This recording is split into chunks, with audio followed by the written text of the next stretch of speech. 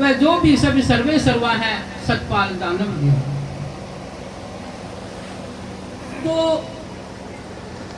जीव जब आता है संसार में, जब संसार में जीव आता है और माता पिता के पावन पवित्र गर्भ में आकर के जब हम संसार में आंख खोलते हैं, तो वो दिन, वो समय, वो मुहूर्त, वो उस परमेश्वर की कृपा से पहले से ही निश्चित होता है। अभी एक वचन और इन्होंने कहा था कि आदि और अंत, कि आदि जो है वो हमारा प्रारब्ध है। वो सात शब्द जो रहस्य हम बहुत पहले उस परमेश्वर के द्वारा हमारे पता नहीं कितने जन्म हुए और पता नहीं हमें कितना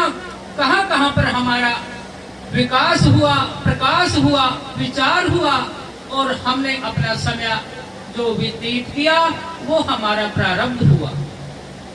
उस प्रारब्ध को, उस आदि को ही आदि कहा है, क्योंकि हम वहीं से आते हैं, उस परमेश्वर के शून्य से आते हैं और शून्य से आकर के जो प्रकट होकर के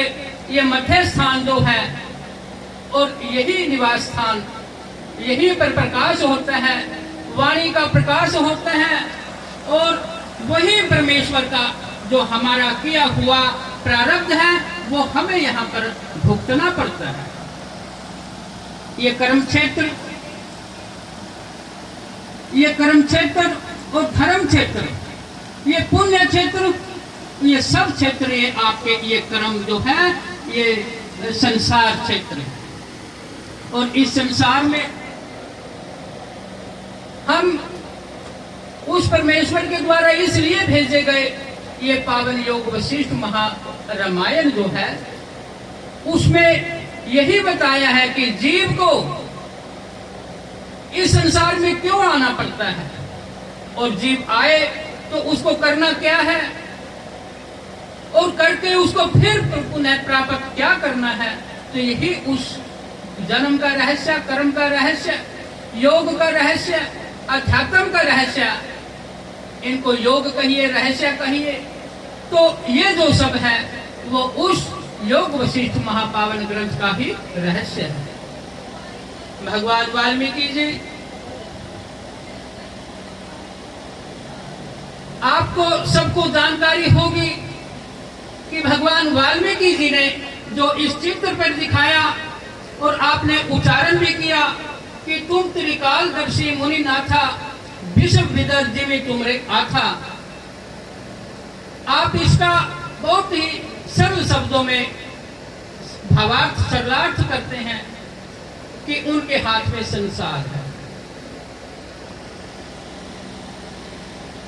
उनके हाथ में संसार को उन्होंने रचा है। संसार तो विद्यमान है,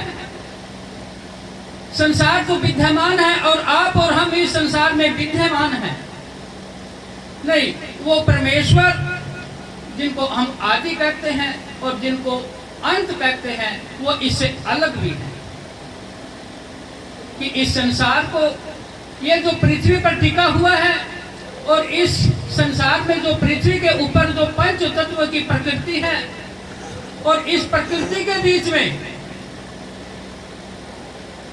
जो पंच प्रकृति के बीच में जो एक अलग से तत्व है वो त्रिगुणातीत भी है, तीन गुण भी हैं और तीन गुणों से भी न्यारा है, वो उस आदि परमेश्वर को वो अपने विचार से और अपने ध्यान मगन से कभी भी पलट सकते हैं, कभी भी दावादौर कर सकते हैं। इसीलिए बताया है कि मन चलायमान है और पृथ्वी चलायमान है, संसार चलायमान है। तो ये ज्ञान जो है यहाँ पर आकर के भगवान वाल्मीकि जी कहते हैं कि आपके मन के जीते जीत है और मन के हारे हार है। सतगुरु रूठे सो ठोर नहीं,